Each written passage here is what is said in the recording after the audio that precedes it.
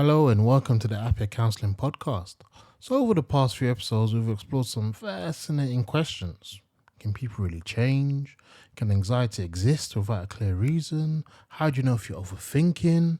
Can you trust every thought that you have? And most recently, which thoughts deserve your attention?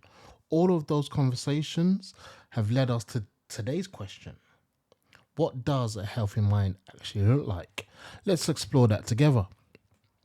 If I ask you to picture someone with good physical health, you might imagine someone who exercises, eats well, gets enough sleep. It's not a perfect picture, but most of us have some idea. Now imagine someone with a healthy mind.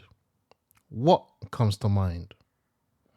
Perhaps someone who's always calm, always confident, never anxious, never overwhelmed, never emotional. It's an understandable picture, but I think it's not an accurate one. One of the biggest misconceptions about mental well-being is the belief that healthy people don't struggle. The reality is very different. People with healthy minds still experience stress. They still overthink. They still have days when they doubt themselves. They still make mistakes. The difference isn't that difficult thoughts disappear, it's how they respond when those thoughts arrive. Think back to what we've explored in this series. We've learned that not every thought is true. We've learned that not every thought deserves our attention. We also explored how anxiety can appear without one obvious cause. And we considered how our thinking can change over time. Perhaps a healthy mind isn't one that's free from these experiences. Perhaps it's one that's flexible enough to work with them. Picture two people caught in heavy rain. One spends the entire journey wishing it would stop. The other accepts that it's raining and decides how best to continue. Neither enjoys the rain, but one spends less energy fighting reality. Psychologists often use the word psychological flexibility. It's the ability to adapt to challenging situations without becoming trapped by thoughts or emotions. Research into acceptance and commitment therapy, known as ACT, suggests that this flexibility is closely linked to emotional well-being. Notice what isn't being suggested, not positive thinking, not pretending everything's fine, not avoiding difficult emotions. On the contrary, learning to make room for uncomfortable experiences without allowing them to control every decision. Here's another way of looking at it. Imagine your thoughts are passengers on a bus. Some are encouraging, some are critical, some are frightened, some are hopeful.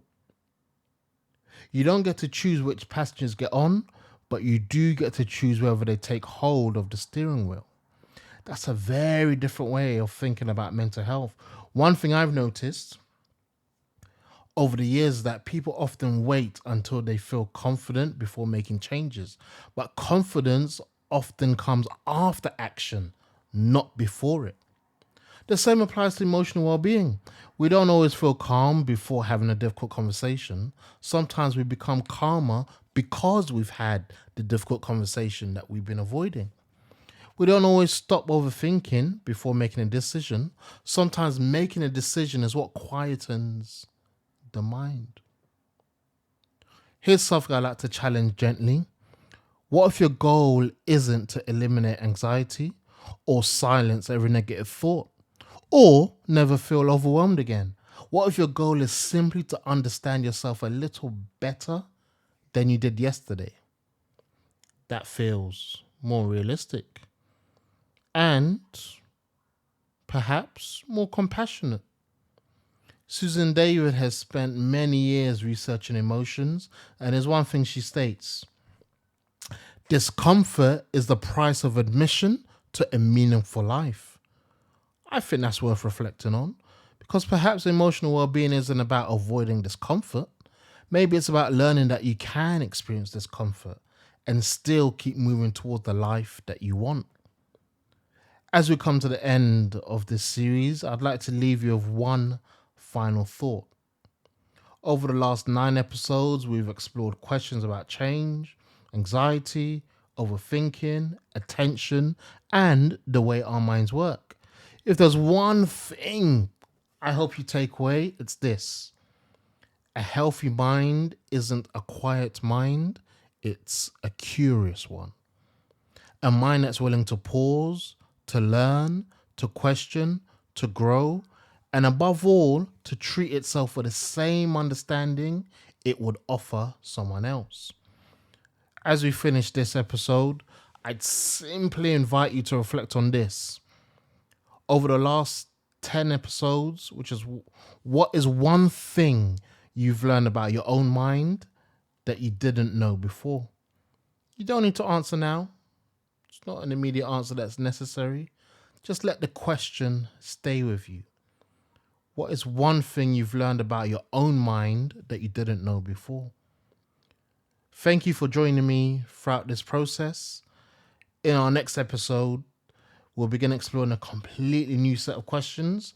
This time, we're going to focus on the relationships we build with other people and how those relationships shape the way we experience the world. Until then, take care.